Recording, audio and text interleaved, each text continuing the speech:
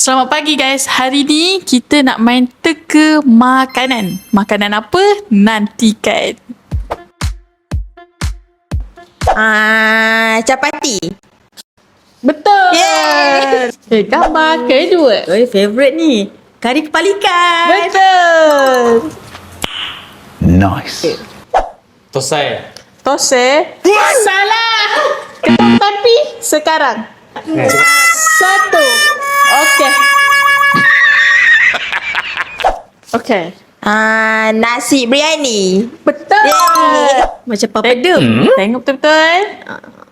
Roti puri ke? Tengok betul-betul.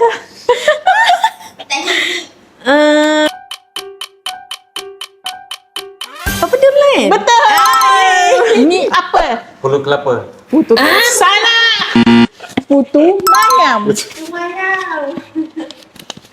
Okey. Ya Allah yang tahu macam mana perasaan aku sakit. Sakitnya perasaan aku ni. Apa?